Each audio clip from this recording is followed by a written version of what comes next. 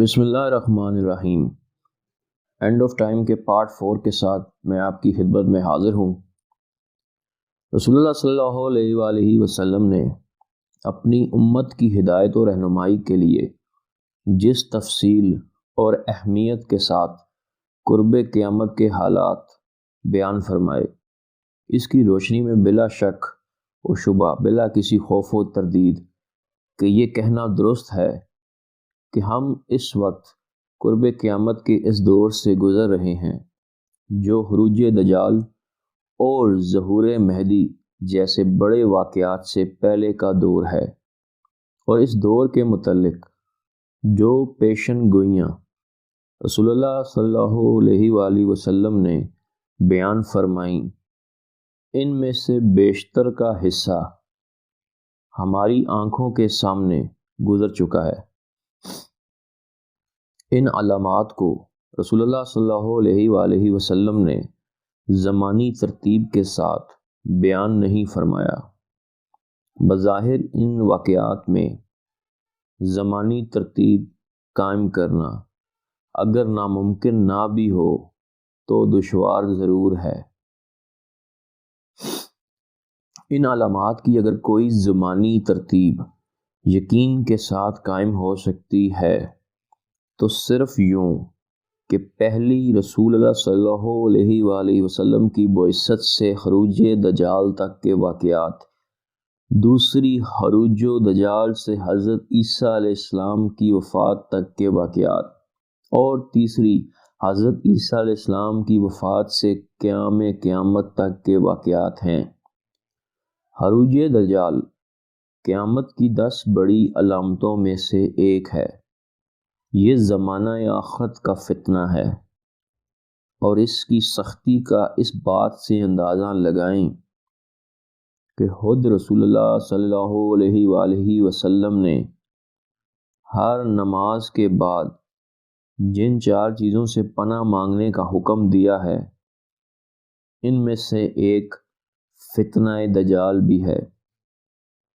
حضرت ابو ہریرہ رضی اللہ عنہ سے روایت ہے کہ رسول اللہ صلی اللہ علیہ وآلہ وسلم نے فرمایا کہ 4 باتوں سے اللہ تعالیٰ سے پناہ مانگنی چاہیے اور کہنا چاہیے کہ اے اللہ، میں جہنم کے عذاب سے، قبر کے عذاب سے، زندگی اور موت کی آزمائش سے، اور مسیح دجال کے فتنے سے تیری پناہ چاہتا ہوں۔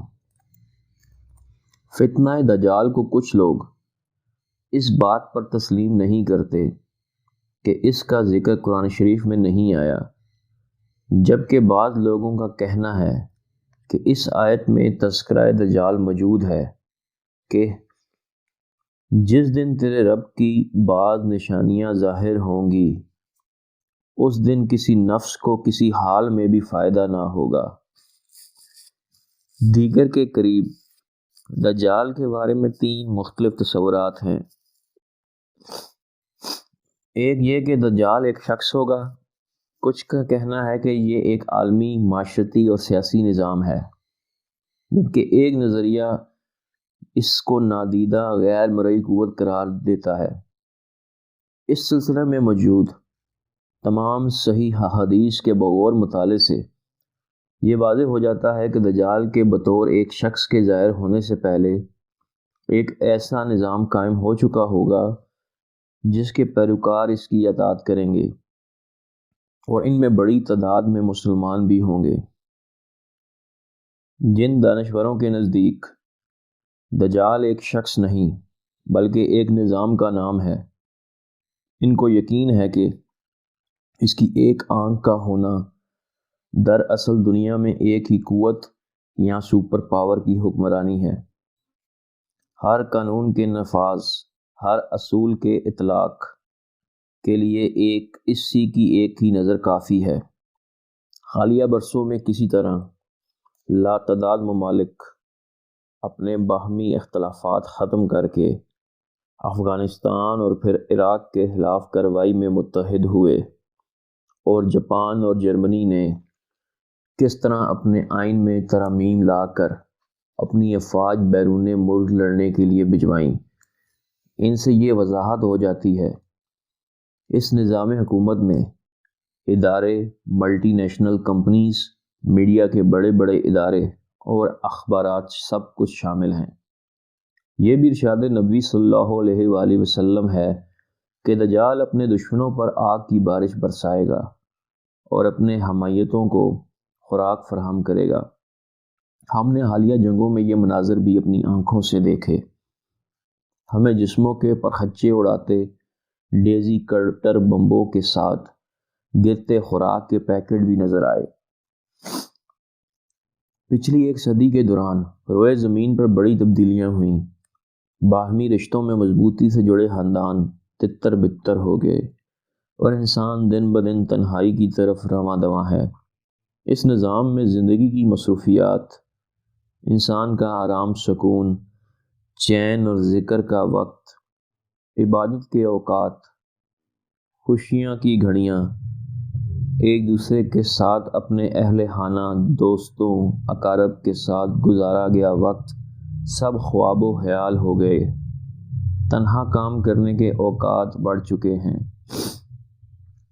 ایک دوسرے سے ملنے اور ساتھ وقت گزارنے سے زیادہ اب ٹی وی دیکھ کر اور موبائل فون میں وقت گزرتا ہے، اور یہ تصور عام ہو رہا ہے خصوصاً نئی نسل میں کہ شاید معاشرہ ہمیشہ سے اسی طرح رہا ہے۔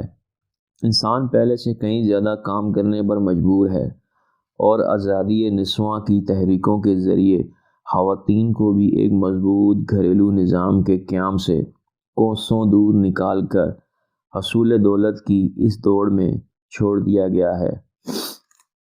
اس نظام کی سب سے بڑی قوت اس میں داخل ہونے کا راستہ تو ہے، مگر اس سے واپسی کا راستہ کوئی نہیں ہے۔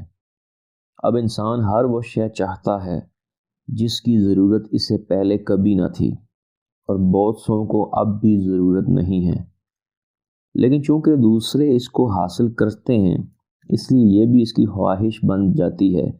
اگر اس کی جیب میں پیسہ نہیں تو کریڈٹ کارڈ اس کی جیب میں ڈال کر اسے ایک نئے چنگل میں پھنسا دیا جاتا ہے۔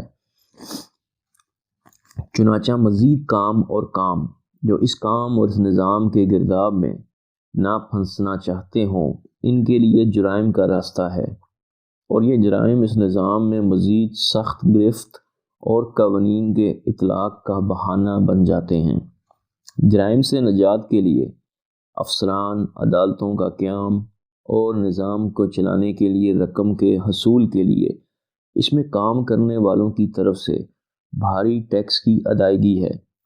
چنانچہ مزید دنیا کے اربوں انسان اسی سائیکل، اسی دائرے میں زندگی گزارتے ہیں، اور زندگی اس قدر دشوار بنا دی گئی ہے کہ انسانوں کے پاس خدا کو یاد کرنے کا وقت بھی نہیں رہا۔ ہر محکمہ کسی دوسرے سے وابستہ ہے، ہر ادارہ کسی دوسرے سے مربوط ہے، ہر شخص کب کہاں پیدا ہوا اور کیسے رہتا ہے، کیا کرتا ہے، کہاں آتا جاتا ہے، ہر معلومات کا ریکارڈ ہے۔ ایک مکڑی کا جالا جو ہر طرف سے گھیر رہا ہے، اور یہی وہ نظام ہے جس کے فتنے سے خود رسول اللہ صلی اللہ علیہ وآلہ وسلم نے پناہ کی دعا مانگی تھی۔ یہ نظام اپنی راہ میں آنے والی ہر شے کو فرسودہ، بوسیدہ اور جاہلیت کی یادگار کہہ کے رون دیتا ہے، بہت تیزی کے ساتھ۔ اگر ہم آج کے بچوں کو چند برس پہلے کی زندگی، خاندانوں، خوشیوں، دکھوں، محنت مزدوری، رسم و رواج، آپس کے تعلقات یا کسی بھی واقعے کے بارے میں بتائیں تو وہ یوں سنتے ہیں جیسے یہ کوئی افسانہ یا جہالت کا تذکرہ ہے۔ چند ہی برسوں میں ایک نیا نظام زندگی پوری قوت کے ساتھ قدم جما کر ہمیں اپنی لپیٹ میں لے چکا ہے۔ یہ ڈرامائی تبدیلیاں کس طرح ایک معاشرے کو نگل جاتی ہیں، اس کی مثال میں آپ کو دنیا کے کسی دور دراز پسماندہ علاقے میں موجود ایک گاؤں کی دوں گا جہاں اچانک ایک بڑی ملٹی نیشنل کمپنی قدرتی ذخائر کی تلاش میں اپنا رخ کرتی ہے۔ مختصر عرصے میں سستے داموں پر کام کرنے کے لیے اس ادارے سے منسوب ہو جانے والے مزدوروں کو روپے پیسے کی اہمیت کا اندازہ ہو جاتا ہے۔ وہ معاشرہ جو یہاں کارخانوں کے قیام یا کسی کان کی کھدائی سے پہلے موجود تھا تخلیل ہو جاتا ہے۔ یہ سب کچھ اس علاقے کی ترقی اور خوشحالی کے نام پر ہوتا ہے، اور یہاں جدید تہذیب و تمدن کے نام پر انسانی اقتدار کا خاتمہ کر دیا جاتا ہے۔ تمام دنیا بشمول مسلم ممالک آج اسی نظام کے زیر اثر ہیں۔ اس کو ایک غیر مرئی نادیدہ قوت کی مضبوط گرفت کہا جا سکتا ہے۔ مواصلاتی نظام میں کمپیوٹرائز جدید ترین پیچیدہ ٹیکنالوجی نے یہ ممکن بنا دیا ہے کہ اس پورے نظام کو کسی ایک مرکز، کسی ایک مقام سے ایک ہی شخص کنٹرول کرے گا۔ یہ صورتحال دنیا کے معاشی نظام میں بھی موجود ہے، جہاں بینکوں، کاروباری اداروں، اسٹاک ایکسچینج، مالیاتی کارپوریشنوں کے پھیلے ہوئے جال کے تانے بانے آپس میں مل کر کسی ایک مرکز کی طرف جاتے دیکھ سکتے ہیں۔ وہاں سے کیا گیا ایک اشارہ پوری دنیا کے معاشی نظام کو تہوبالا کر سکتا ہے، کرنسی کریش کروا سکتا ہے، بینک دیوالیہ، ادارے بند اور عوام افلاس کا شکار ہو کر بھوکے مر سکتے ہیں۔ ادویات تیار کرنے والی ملٹی بلین انڈسٹری کسی بھی لمحے دنیا کی بڑی آبادی کو کسی نئی روٹیشن اختیار کیے گئے وائرس سے پناہ دے سکتی ہے۔ انسان آج اپنے زور بازو، صلاحیت، ذہن اور محنت سے زیادہ کاغذ کے ان نوٹوں کا محتاج ہو چکا ہے جو کسی بھی وقت بے حیثیت قرار پا کر اس کو تباہ و برباد کر سکتے ہیں۔ پچھلے 100 برس کی روداد ملاحظہ کریں اور پھر اس حدیث نبوی صلی اللہ علیہ وآلہ وسلم میں دجال کی اس خصوصیت پر توجہ فرمائیں کہ وہ اس قدر تیز چلے گا جیسے وہ بادل ہو جس کو ہوا پیچھے سے دھکیل رہی ہوگی۔ جوں جوں اس کی گمراہی اور کفر میں اضافہ ہوگا، توں اس کی اطاعت اور فرما برداری بڑھتی جائے گی۔ اپنے خلاف آواز بلند کرنے والوں کو کس طرح پابندیوں یا فوجی کارروائیوں کا سامنا کرنا پڑتا ہے، اس کی جھلک رسول اللہ صلی اللہ علیہ وآلہ وسلم کے اس ارشاد میں ملاحظہ فرمائیں کہ جب دجال کسی ایسے قبیلے کے پاس سے گزرے گا جو اس کو جھٹلائے گا تو اس کے تمام چرنے والے جانور ہلاک ہو جائیں گے، اور جب دجال کسی ایسے قبیلے کے پاس سے گزرے گا جو اس کی تصدیق کرے گا، وہ اس کو آسمان سے بارش برسانے اور زمین کو نباتات اگانے کا حکم دے گا۔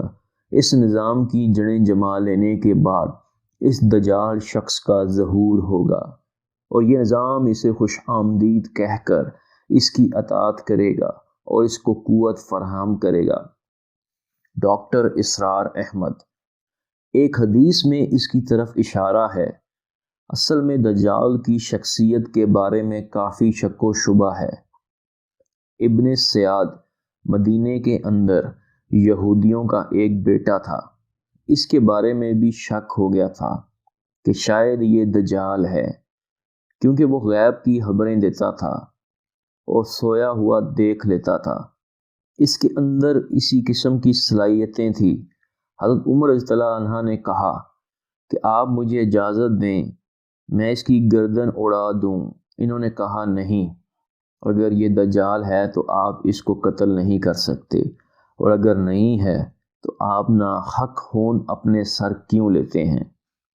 ایک عیسائی جو مسلمان ہوا، انہوں نے اپنا ایک واقعہ بیان کیا کہ میں سمندری سفر پر تھا، ایک طوفان آیا اور موجوں نے ہمیں گھیر لیا، تو ایک جزیرے پر ہمارا جہاز جا لگا۔ وہ جزیرہ غیر آباد لگ رہا تھا۔ وہاں ہمیں ایک عجیب سا حیوان نظر آیا، اس کے جسم پر بہت زیادہ بال تھے، پتہ نہیں چلتا تھا کہ اس کا منہ کدھر ہے اور دم کدھر۔ تو اس نے مجھے بتایا کہ ایک گرجا ہے، وہاں ایک شخص تمہارا انتظار کر رہا ہے، جاؤ۔ یہ وہاں گئے۔ انہوں نے دیکھا کہ ایک دیو ہیکل شخصیت ہے جو کہ جکڑی ہوئی ہے زنجیروں میں۔ تو اس نے کہا کہ میں دجال ہوں اور اس وقت میں قید میں ہوں۔ اور اس نے پوچھا کہ فلاں جگہ پر پانی ہے کہ نہیں ہے، فلاں کھجوریں پیدا ہو رہی ہیں کہ نہیں۔ اس طرح ہمیں پتہ نہیں چل رہا کہ آیا دجال دنیا میں موجود ہے کہ نہیں۔ ہاں، یہ ہمیں پتہ چلا ہے کہ دجال نے آنا ضروری ہے، اور وہ انسانی شکل میں ہوگا اور وہ کانا ہوگا، اور اس کی قوت اتنی زیادہ ہوگی کہ وہ زمین کو کہے گا کہ نکالو اس میں سے خزانے، اور وہاں لہلہاتی ہوئی کھیتیاں اگیں گی، زمین کے اندر خزانے نکل آئیں گے، اور اس کی رفتار انتہائی تیز ہوگی، پوری دنیا کا چکر چند دنوں میں لگا لے گا، اور وہ پوری دنیا کے خزانوں کو اپنے کنٹرول میں کرے گا، اور وہ صرف اسی کو رزق دے گا جو اس کو تسلیم کرے گا کہ ہاں تو خدا ہے، اور وہ سخت ترین ہوگا ایمان والوں کے لیے۔ لیکن اس شخص کے بارے میں ابھی تک واضح نہیں ہو پا رہا کہ اس کی شکل کیسی ہوگی اور وہ کب ظاہر ہوگا۔ باقی ہمیں احادیث سے پتہ چلتا ہے اور اشارہ ملتا ہے کہ دجال کیسا ہوگا، کب آئے گا، کیسے آئے گا، اور اس کی نشانیاں کیا ہوں گی۔ آغا سید علی موسوی: ہمارا بھی یہی نظریہ ہے کہ ایسی حالت ہوگی کہ استعمار والے دنیا کی بڑی بڑی چیزوں کو اپنے قبضے میں لے لیں گے اور مسلمانوں کا نقصان کریں گے، جیسے کہ آج ہمیں محتاج بنا دیا گیا ہے۔ ہر چیز ہمارے پاس ہے، پھر بھی ہم اغیار کے محتاج ہیں اور ان کی طرف دیکھ رہے ہیں۔ ہمارے پاس تیل ہے، گندم ہے، سمندر ہیں، اناج ہے، پہاڑ ہیں، غرض سب کچھ ہے، پھر بھی ہم کیوں محتاج ہیں اور وہ ہمیں کیوں آنکھیں دکھا رہے ہیں؟ یہ سب علامات قیامت ہیں۔ اگر آپ غور سے ان کتابوں کو پڑھیں تو ایک ایک علامت آپ کے سامنے آئے گی۔ دجال بھی آ چکا ہے اور مسلمانوں میں تفرقہ بھی ہو چکا ہے۔ آپ کے خیال میں دجال آ چکا ہے؟ تقریباً آ چکا ہے۔ حالات یہی بتا رہے ہیں کہ امام مہدی کا ظہور بہت قریب ہے۔ آج کل کیا ہو رہا ہے؟ امن سے آدمی سو نہیں سکتا، امن سے کوئی چل پھر نہیں سکتا۔ ایک اسلامی ملک آپ مجھے دکھا دیں جس میں امن ہو۔ آئے دن اسلامی ممالک میں فسادات اور جھگڑے ہو رہے ہیں۔ دجال کے سلسلے میں جو روایات مختلف احادیث میں روایت ہوئی ہیں، ان کے مطالعے سے مجموعی تاثر یہ ابھرتا ہے کہ مسلمانوں کے ایمان کی کڑی آزمائش کے لیے اس کو دنیا میں بھیجا جائے گا، اور اس فتنے کے ذریعے دنیا کو دو حصوں میں تقسیم کر دیا جائے گا۔ مضبوط ایمان والے اور مشرکین، بیچ کا طبقہ یعنی منافقین، جو دونوں کشتیوں میں سوار ہوں گے، باقی نہیں بچیں گے۔ یہاں حضور اللہ صلی اللہ علیہ وآلہ وسلم کا صحابہ کرام سے کہا گیا یہ فرمان بھی ذہن میں رکھیے۔ حضرت عمران بن حسین رضی اللہ عنہ کا بیان ہے کہ رسول صلی اللہ علیہ وآلہ وسلم نے فرمایا کہ جو شخص دجال کی آمد کی خبر سنے، اس کو چاہیے کہ اس سے دور رہے۔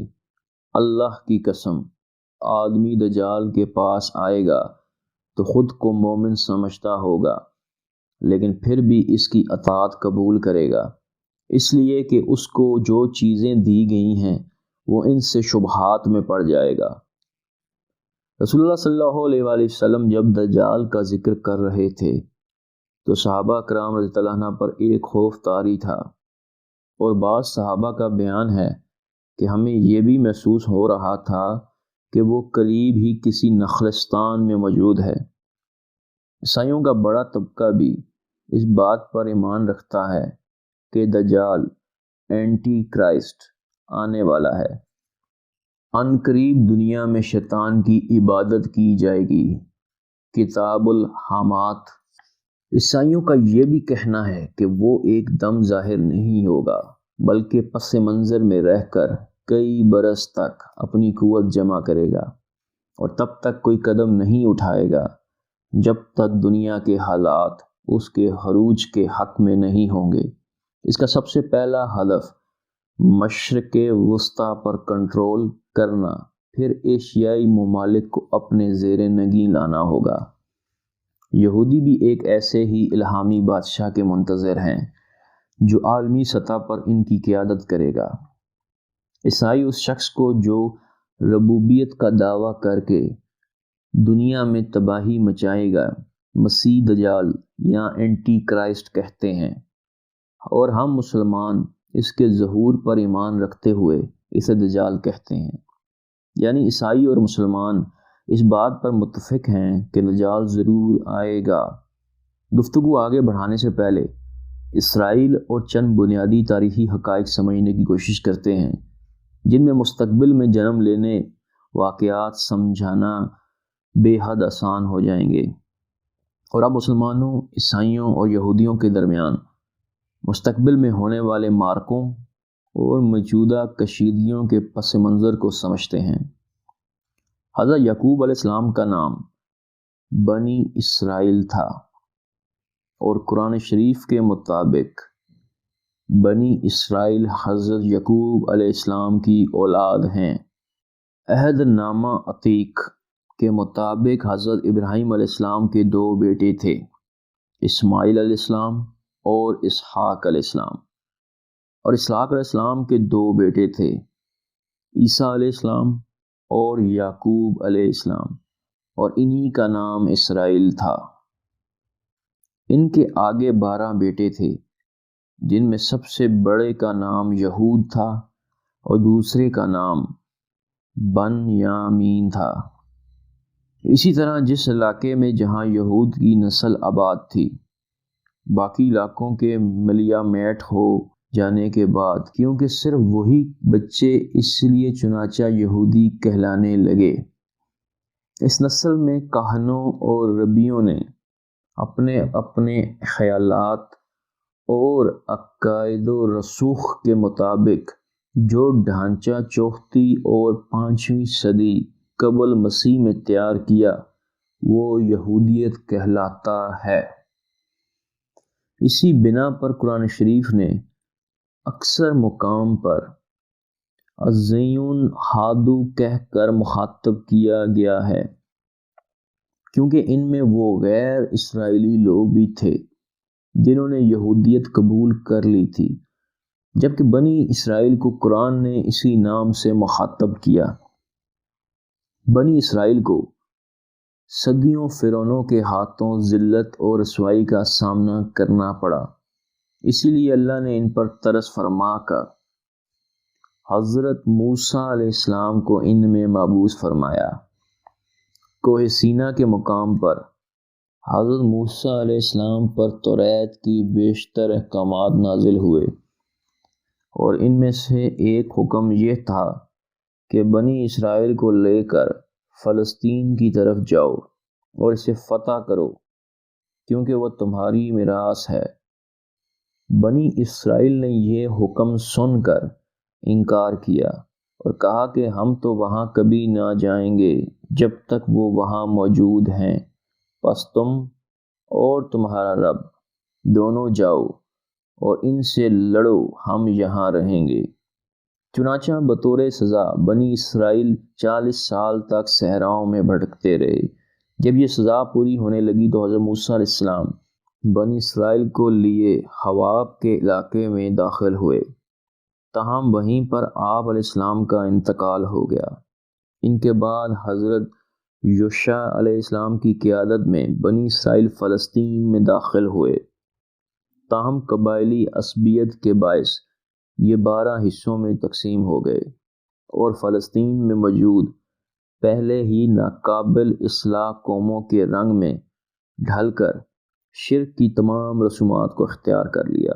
آخر کار بنی اسرائیل کو حضرت موسیٰ علیہ السلام کی وصیت یاد آ گئی اور انہوں نے اپنی متحدہ سلطنت قائم کی جس کے 3 فرما روا گزرے: حضرت طالوت علیہ السلام، حضرت داؤد علیہ السلام اور حضرت سلیمان علیہ السلام۔ طالوت علیہ السلام نے 12 قبائل کو متحد کیا اور اپنی بیٹی حضرت داؤد علیہ السلام کو بیعت دی۔ اس طرح حضرت داؤد علیہ السلام نے ارد گرد کے کئی علاقے فتح کر کے انہیں اپنی سلطنت میں شامل کر لیا۔ آپ علیہ السلام نے یروشلم میں بیت المقدس کی بنیاد رکھی اور تابوت سکینہ کو محفوظ کرنے کے لیے ایک محل یا ہیکل تعمیر کرنے کا کام کیا۔ تابوت سکینہ کے بارے میں قرآن شریف میں بیان ہے کہ ان کے نبی نے ان کو یہ بھی بتایا کہ خدا کی طرف سے ان کے بادشاہ مقرر ہونے کی علامت یہ ہے کہ اس کے عہد میں وہ صندوق تمہارے واپس مل جائے گا جس میں تمہارے رب کی طرف سے تمہارے لیے سکون قلب کا سامان ہے، یعنی جس میں آل موسیٰ علیہ السلام ہارون کے چھوڑے ہوئے تبرکات ہیں جنہیں اس وقت فرشتے سنبھالے ہوئے ہیں۔ اس صندوق میں کیا ہے یہ واضح نہیں۔ انجیل کے مطابق اس میں حضرت یوسف علیہ السلام کا جبہ مبارک اور بائبل ہی کی روایت کے مطابق اس میں ہڈیاں اور کپڑے تھے جسے حضرت موسیٰ علیہ السلام مصر سے اپنے ساتھ لائے تھے۔ قصص الانبیاء کے مطابق اس صندوق میں توریت کا اصل نسخہ، پتھر کی 2 تختیاں جو کوہ سینا پر حضرت موسیٰ علیہ السلام کو دی گئی تھیں، حضرت موسیٰ علیہ السلام اور حضرت ہارون علیہ السلام کا عصا اور پیرخن اور من و سلوہ والا من ایک برتن میں محفوظ تھا تاکہ آنے والی نسلیں اللہ کے اس احسان کو یاد رکھیں جو صحرا میں بھٹکنے کے دوران اللہ نے انہیں دیا تھا۔ حضرت داؤد علیہ السلام کی زبردست خواہش تھی کہ اس صندوق کے لیے ایک مستقل گھر بنائیں تاکہ یہ صندوق محفوظ رہے، لیکن اسرائیلیات کے مطابق انہیں یہ بتایا گیا کہ یہ ان کے بیٹے کے دور میں تعمیر ہو سکتا تھا۔ حضرت داؤد علیہ السلام اپنے بیٹے کے دور میں اس گھر کی تعمیر کے لیے متواتر کوشش کرتے رہے۔ بالآخر یہ حضرت سلیمان علیہ السلام کے دور میں تعمیر ہوا اور یہ ہیکل سلیمانی کہلایا۔ حضرت سلیمان علیہ السلام کے بعد بنی اسرائیل پھر آپس میں لڑ پڑے اور 2 ریاستیں شمالی فلسطین میں سلطنت اسرائیل اور جنوبی فلسطین میں سلطنت یہود قائم کر دی۔ اب دونوں سلطنتوں میں شدید رقابت اور خونی کشمکش شروع ہو گئی۔ بالآخر 7ویں صدی قبل مسیح میں ہاشوری فاتحین نے سلطنت اسرائیل کا خاتمہ کر دیا، جبکہ 587 قبل مسیح میں بابل کے بادشاہ نے سلطنت یہود کی اینٹ سے اینٹ بجا دی اور ہیکل سلیمانی کو اس طرح پیوند خاک کیا کہ اس کی ایک دیوار بھی کھڑی نہ رہ سکی۔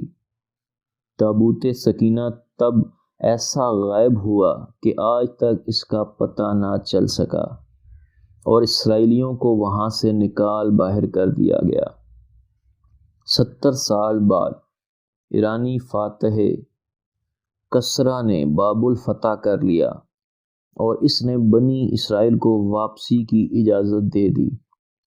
انہوں نے واپس آ کے ہیکل سلیمانی کو دوبارہ تعمیر کیا، لیکن یہودیوں کی دینی اور اخلاقی حالت گرتے گرتے اس پستی تک پہنچ چکی تھی کہ جب حضرت یحییٰ علیہ السلام کا سر قلم کیا گیا تو اس قوم کے ایک شخص کی آواز بھی نہیں نکلی۔ پھر ان میں حضرت عیسیٰ علیہ السلام کے ساتھ کئی معجزات بھی آئے۔ پہلا معجزہ ان کی ولادت اور دوسرا گہوارہ میں کلام کرنا۔ یہ معجزات بنی اسرائیل کے خدا پر ایمان لانے کے لیے سخت آزمائش تھی۔ ان کے بغیر باپ کے پیدا ہونے کا ذکر قرآن شریف کی سورہ مومنون کی آیت 50 میں یوں ہے: ابن مریم اور اس کی ماں کو ہم نے ایک نشان بنایا اور ان کو ایک سطح پر رکھا جو اطمینان کی جگہ تھی۔ جب وہ اپنے نوزائیدہ بچے کو لیے اپنی قوم کے پاس گئی تو اپنے پرائے سب کے لیے شدید حیرت کا سبب بنی۔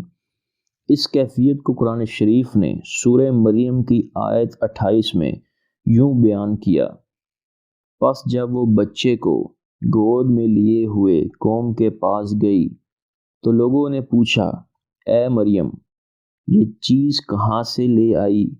اے ہارون کی بہن، نہ تو تیرا باپ برا آدمی تھا اور نہ ہی تیری ماں کوئی بدکار عورت تھی۔ اس پر حضرت مریم نے اپنے بچے کی طرف اشارہ کیا۔ بچہ بول پڑا کہ میں اللہ کا بندہ ہوں، اس نے مجھے کتاب دی اور نبی بنایا اور بابرکت بنایا اور نمازوں زکوٰۃ کی پابندی کا حکم دیا جب تک زندہ رہوں، اور اپنی والدہ کا حق ادا کرنے والا بنایا، اور مجھ کو جبار اور شکی نہیں بنایا۔ سلام ہے مجھ پر جب کہ میں پیدا ہوا اور جب کہ میں مروں، جب کہ زندہ اٹھایا جاؤں۔ سورہ مریم آیت 30-33۔ یہ وہ معجزات تھے جو حضرت عیسیٰ علیہ السلام کی ذات میں بنی اسرائیل کے سامنے پیش کر دیے گئے تھے کہ اللہ انہیں مسلسل بدکاریوں پر عبرتناک سزا دینے سے پہلے ان پر حجت تمام کرنا چاہتا ہے۔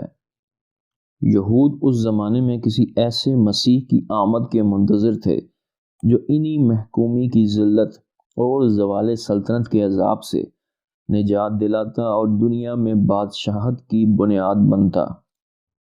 اسی عرصے میں ایران سے میل جول بڑھنے کی وجہ سے ان کے عقائد میں جہاں بعض دوسری بنیادی تبدیلیاں رونما ہوئیں، وہیں سے انہیں یہ تاثر بھی ملا کہ نیکیوں کے خالق یزداں اور برائیوں کے خالق اہرمن میں ازلی جنگ ہے، اور آخری فتح بھی یزداں کی ہی ہوگی، اور وہ اپنی فتح کا اعلان کرنے کے لیے دنیا میں ایک نمائندہ بھیجیں گے جس کے ظہور کے وقت آسمان سے تارے گریں گے، قحط اور دیگر مصیبتیں نازل ہوں گی، اور آخر میں ساری چیزیں ختم ہو جائیں گی۔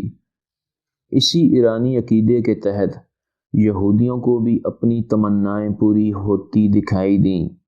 خدا ایک مسیحا نازل فرمائے گا، بادشاہت اسی کی ہوگی۔ اس کے آنے سے حضرت داؤد علیہ السلام کی سلطنت بحال ہو جائے گی اور یہ جگہ دارالحکومت بن جائے گی۔ بادشاہ سے مراد آسمانی بادشاہ، اور یروشلم ہیرے جواہرات سے مرصع ایک ایسا آسمانی شہر تھا جس کی ندیوں میں آب حیات رواں تھا۔ پارسا قسم کے یہود شہر سے نکل کر غاروں میں داخل ہو گئے۔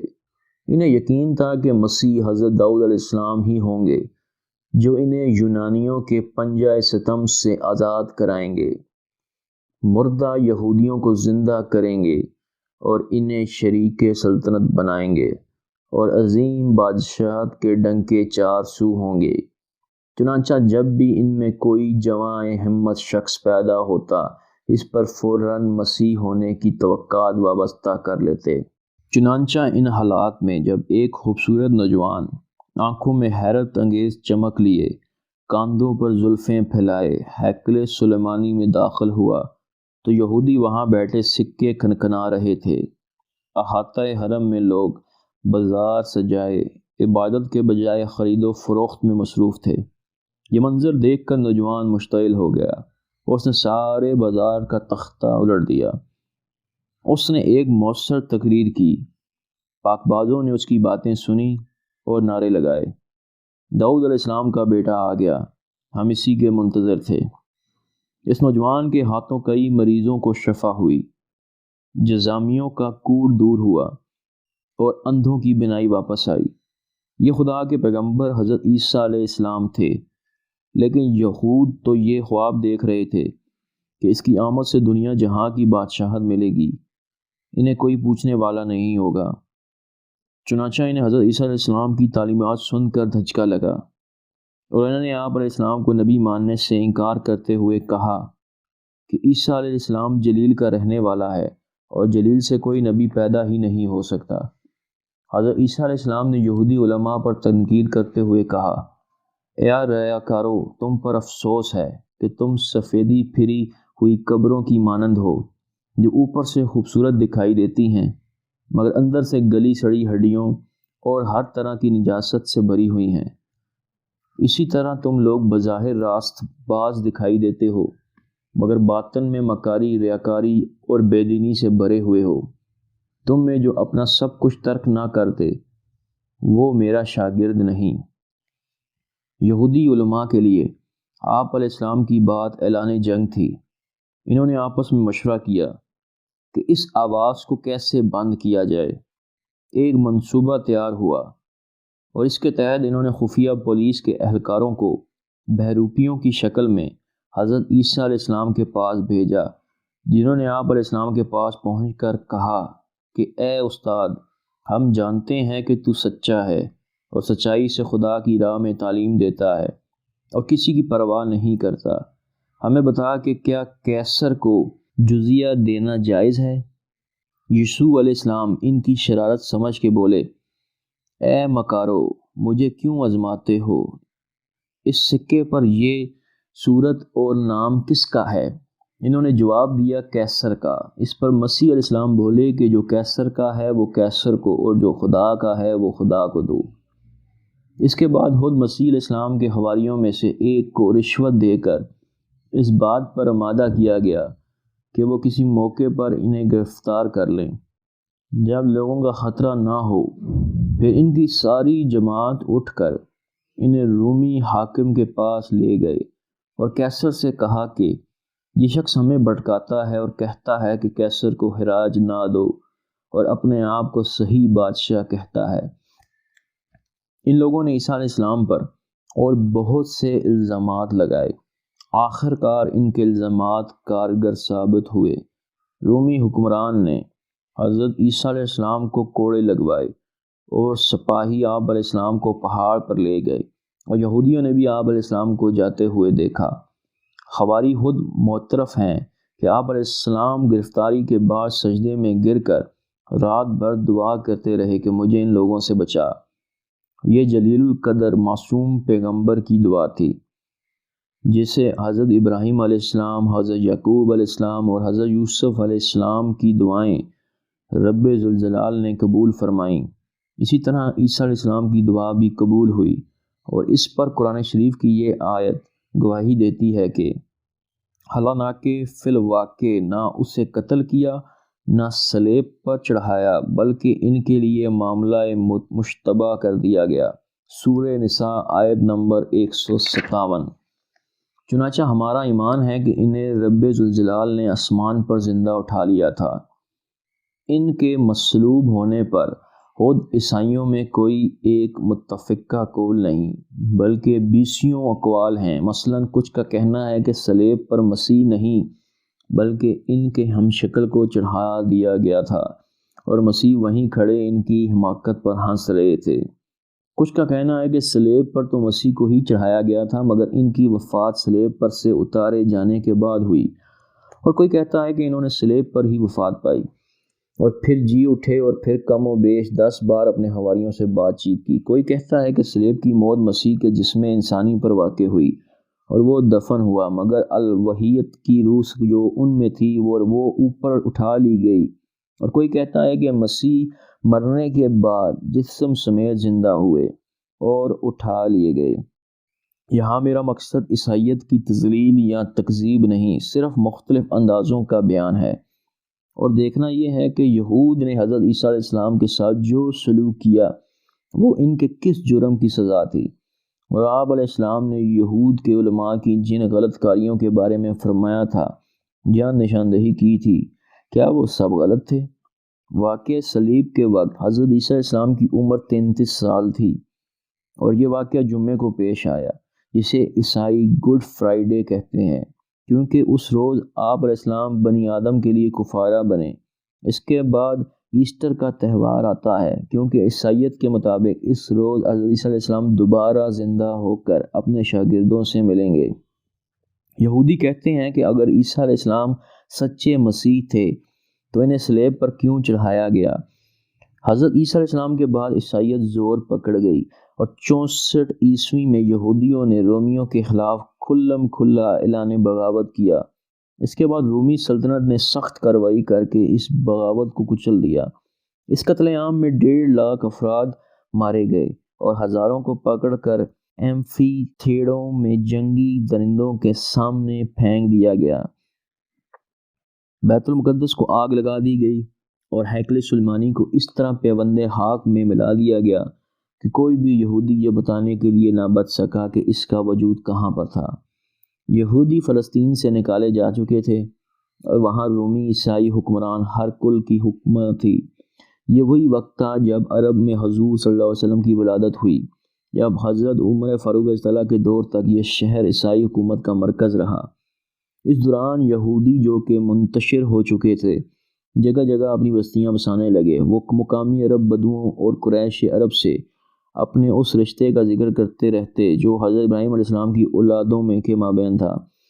ایک بار پھر یاد دلا دیں کہ یہودی حضرت ابراہیم علیہ السلام اور حضرت سارہ کے صاحبزادے حضرت اسحاق علیہ السلام کی اولاد تھے، جبکہ قریش حضرت ابراہیم علیہ السلام اور حضرت ہاجرہ علیہ السلام کی اولاد تھے۔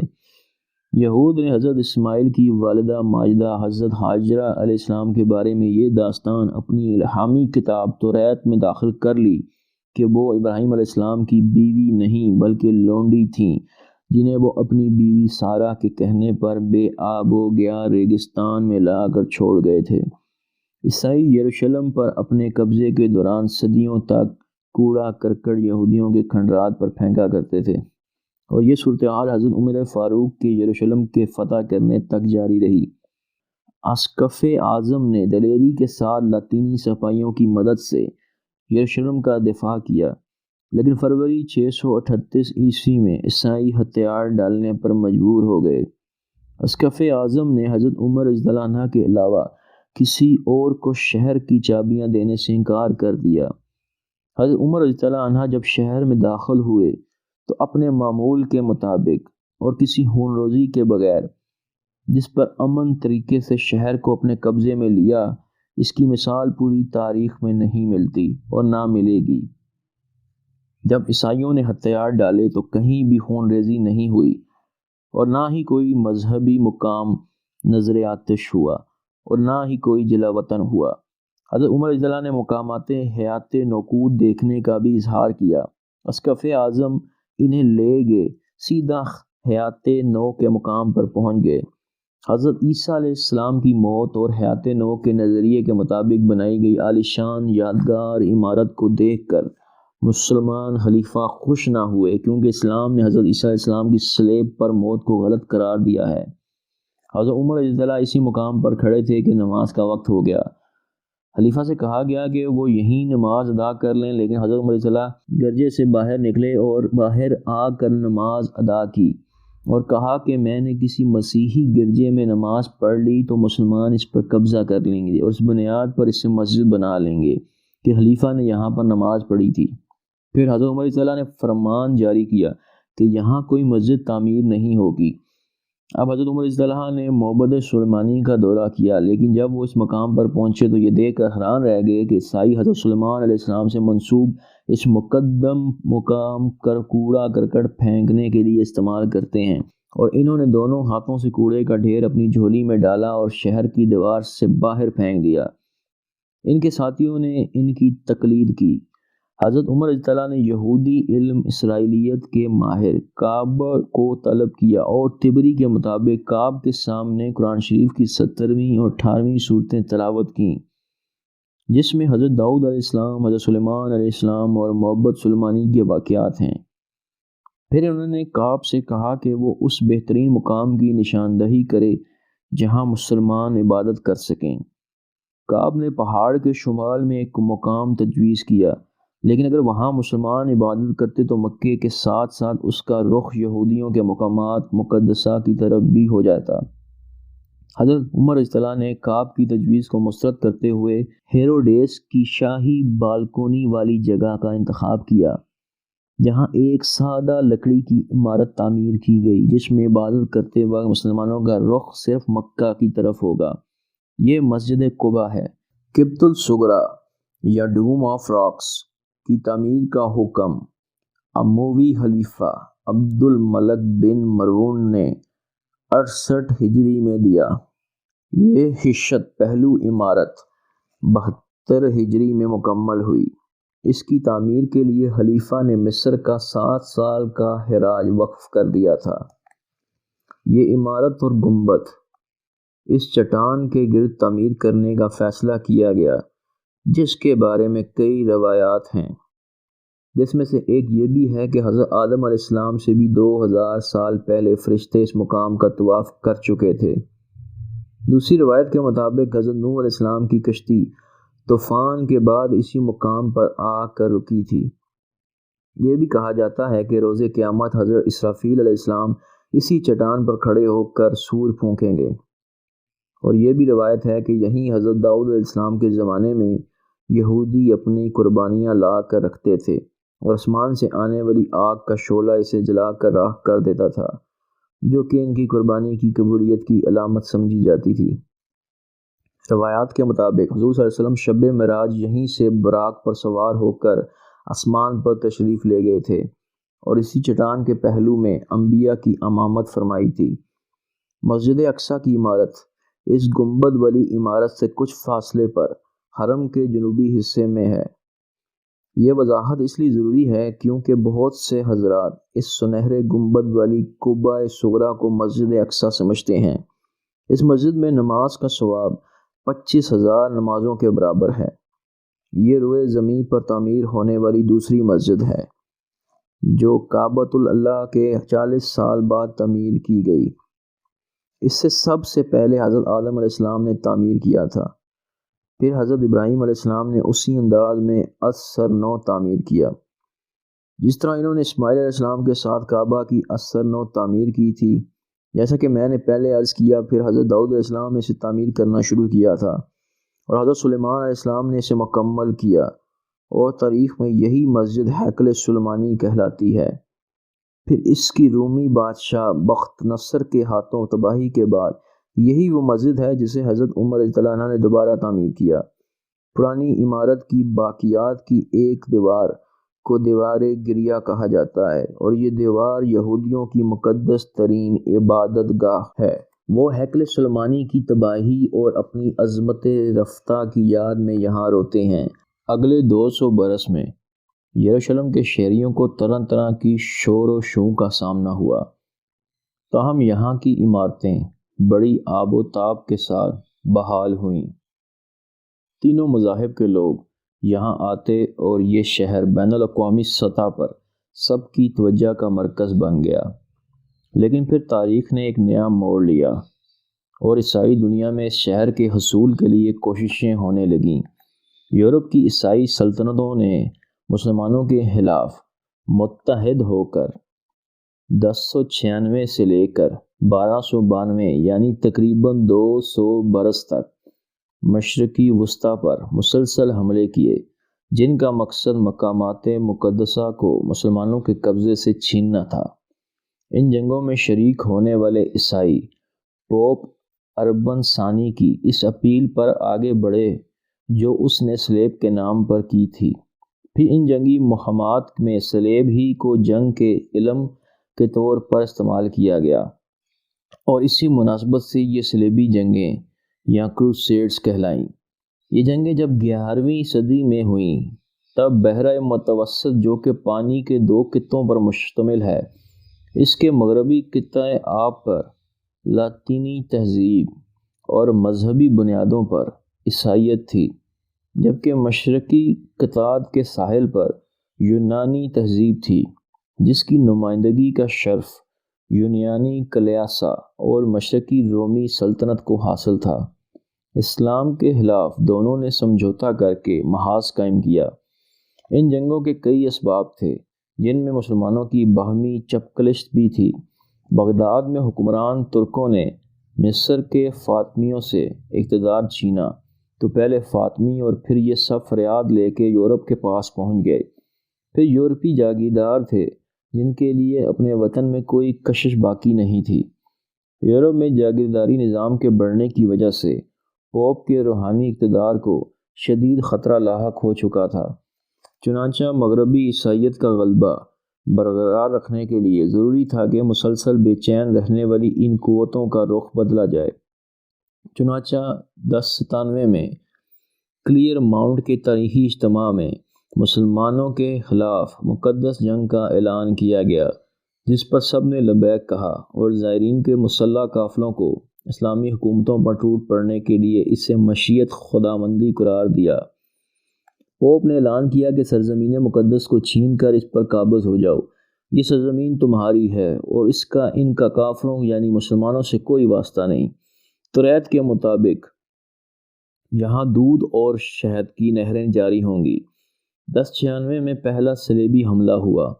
وہ قلعے پر قلعے فتح کرتے ہوئے وہاں اپنی ریاستیں قائم کرنے لگے۔ اس طرح 4 آزاد اسرائیلی ریاستیں بیت المقدس، انطاکیہ، طرابلس اور وجود میں آ گئیں اور 1099 میں وہ بیت المقدس میں داخل ہو گئے۔ 3 دن تک صلیبی حملہ آوروں نے منظم انداز میں قتل عام کیا۔ 30,000 کے قریب مسلمان تیگ ہوئے۔ 10,000 مسلمان جو مسجد اقصیٰ کی چھت پر پناہ لیے ہوئے تھے، ان کو چن چن کر قتل کیا گیا۔ اس بربریت کا چشمدید گواہ ریمنڈ لکھتا ہے کہ صلیبی جہاد ایک خوش کن عقیدہ تھا۔ تمام دشواریوں اور مزاحمتوں کے خلاف اس کی کامیابی نے لوگوں کو یقین دلایا کہ خدا کی خوشنودی اس اقدام میں شامل ہے۔ اب تک مسلمانوں کو نسبتاً غیر جانبدار سمجھا جاتا تھا، لیکن صلیبی جنگوں کے بعد انہیں قابل نفرت اور خدا کو نہ ماننے والی خبیث مخلوق کہا جانے لگا، اور یہ کہ وہ قتل کر دیے جانے کے قابل ہیں۔ جس طرح مصر سے اسرائیلیوں کا خروج خدا کا فیصلہ تھا، اسی طرح صلیبی جنگوں کو بھی خدا کا انصاف قرار دیا گیا۔ انہوں نے گارڈ فرے نامی نوجوان کو اپنا قائد مقرر کر لیا، جس نے مسجد اقصیٰ کو اپنی سرکاری رہائش گاہ میں منتقل کر دیا اور قبۃ الصغریٰ کو گرجے میں تبدیل کر کے اس کا نام خداوند کا معبد رکھ دیا۔ قبۃ الصغریٰ کی دیواروں پر کندہ قرآنی آیات پر انجیل کی تحریروں کے کتبے لگا دیے گئے۔ صلیبی افواج تیزی اور قوت سے بڑھ کر شام اور مصر کو بھی اپنی لپیٹ میں لے لیتیں، لیکن عماد الدین زنگی اور اس کا بیٹا نور الدین زنگی صلیبیوں کے آگے ڈٹ گئے۔ کی عیسائی ریاست کو عماد الدین زنگی نے ختم کر دیا، جس کے بعد 1147 میں جرمنی کے بادشاہ اور فرانس کے بادشاہ لوئی ہفتم نے دوسری صلیبی جنگ کا آغاز کیا۔ یہ حملہ بری طرح ناکام ہوا اور 2 سال کی جدوجہد کے بعد 1149 میں دونوں بادشاہ ذلت کے ساتھ واپس ہو گئے۔ تیسری صلیبی جنگ سلطان صلاح الدین ایوبی کی شاندار فتوحات کے نتیجے میں ہوئی۔ سلطان نے 1171 میں مصر سے فاطمی خلافت ختم کر کے وہاں عباسی خلیفہ کے نام کا خطبہ جاری کر دیا اور نور الدین زنگی کے انتقال کے بعد اسلامی قوتوں میں اتحاد پیدا کرنے کی کوشش کی۔ صلاح الدین ایوبی نے شام اور فلسطین کی تمام عیسائی ریاستیں ختم کر دیں اور بالآخر اپنی قوت کے ساتھ یروشلم پر قابض ہو گیا۔ اس نے کوہ زیتون سے نیچے شہر پر نظر ڈالی اور حرم کی بے حرمتی اور قبۃ الصغریٰ پر لگی سلیب کا منظر دیکھ کر جذبات سے مغلوب ہو کر اپنے کمانڈروں کے ساتھ تقریر کی اور انہیں یاد دلایا کہ یہ انبیاء اور معراج النبی کا شہر ہے۔ 12 اکتوبر 1182 کو سلطان صلاح الدین ایوبی رسول اللہ صلی اللہ علیہ وسلم کی معراج کے دن یروشلم میں داخل ہوا۔ کوئی ایک عیسائی بھی قتل نہ ہوا اور قیدیوں کی آخذاری سے سلطان کا دل اس قدر افسردہ ہوا کہ اس نے تمام کو رہا کرنے کا حکم دیا۔ مغرب میں عیسائی اس بات پر پریشان ہوئے کہ سلطان نے جس طرز عمل کا مظاہرہ کیا ہے وہ یروشلم پر صلیبیوں کے قبضے کے وقت کیے جانے والے سلوک سے بہت مختلف ہے۔ چنانچہ ایسی کہانیاں بھی گڑھی گئیں کہ صلاح الدین اخلاقاً عیسائی ہے۔ سلطان نے مسجد اقصیٰ کا تقدس بحال کیا، اسے عیسائیوں کے بیت الخلاء اور دیگر نجاستوں سے پاک کیا اور دیواروں سے تصویریں ہٹا کر قرآنی آیات کی کندہ کاری بحال کی۔ حرم کی فرش اور پگ ڈنڈیوں کو عرق گلاب سے دھلوایا۔ صلیبی جنگ کے دوران یہودیوں کو باہر نکال دیا گیا تھا۔ صلاح الدین ایوبی انہیں بھی واپس شہر میں لے آیا، چنانچہ وہ اسے نیا سائرس قرار دیتے ہیں۔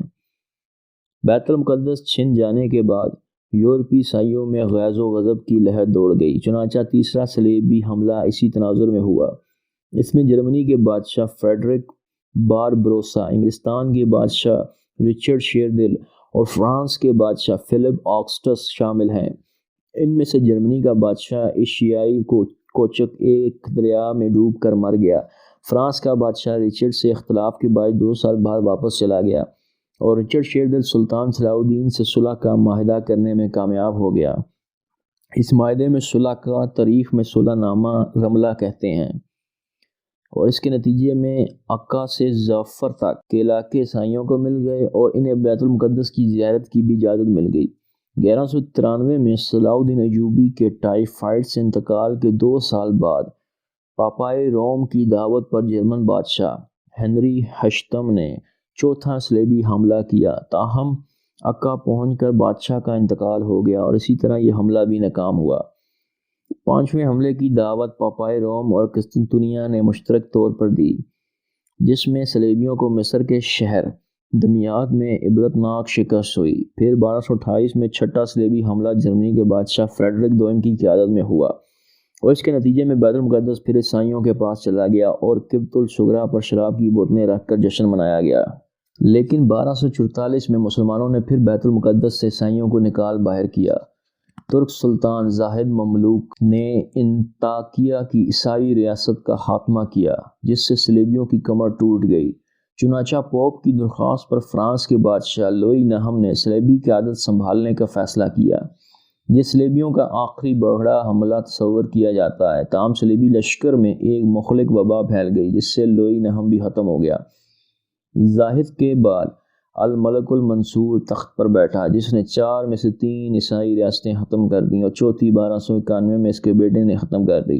اس طرح عکا کے اس قلعے کی فتح کے بعد صلیبی جنگوں کا وہ ہولناک ڈرامہ اختتام کو پہنچا جسے پوپ ارب ثانی نے شروع کیا تھا۔ تاریخ گواہ ہے کہ ان جنگوں میں یورپی عیسائیوں نے ہمیشہ جارحانہ کردار ادا کیا، جبکہ مسلمان سلاطین کا رویہ مدافعانہ رہا اور وہ ہمیشہ عیسائیوں کی جارح اور متحدہ قوت کے خلاف لڑنے پر مجبور ہوئے۔ ان صلیبی جنگوں کا علم بردار ہونے کا اعزاز فرانس کو رہا، کیونکہ پہلی آواز وہیں سے اٹھتی تھی۔ چنانچہ ان صلیبی جنگوں کے نتیجے میں طاقت کا توازن بگڑ گیا اور یورپ کی طاقت کا مرکز بھی فرانس بن گیا۔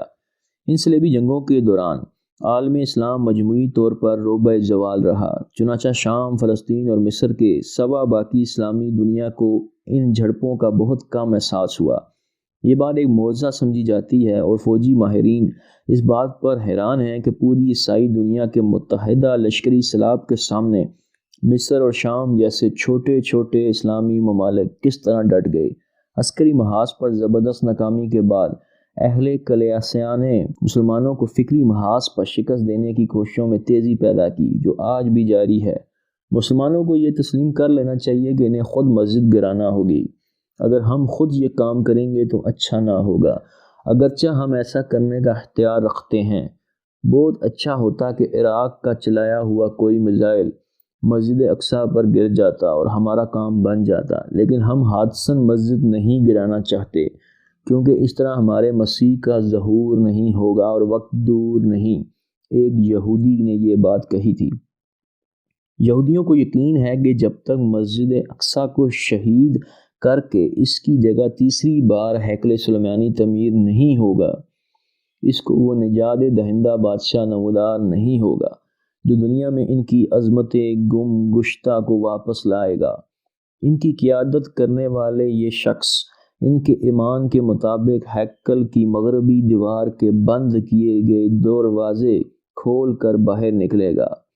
یہودی صدیوں سے اپنے مردے اس دروازے کے سامنے دفناتے ہیں اور ان کا ایمان ہے کہ ان کے اس بادشاہ کے آنے کے بعد یہ تمام مردے اٹھ کر اسے سجدہ کریں گے اور دنیا پر فتح حاصل کریں گے۔ وہ اس بادشاہ کو مسیح کہتے ہیں اور ہمارا ایمان یہ ہے کہ یہودیوں کا یہی رہنما دجال ہوگا، جس کا خروج امام مہدی کے قسطنطنیہ میں جہاد کے دوران ہوگا۔ دوستو، آج تک کے لیے اتنا ہی۔ پھر اب نیکسٹ اس کے پارٹ نمبر 5 کے ساتھ آپ کے ساتھ دوبارہ آپ کی خدمت میں حاضر ہوں گے۔ تب تک کے لیے مجھے اجازت دیجیے۔ اللہ حافظ۔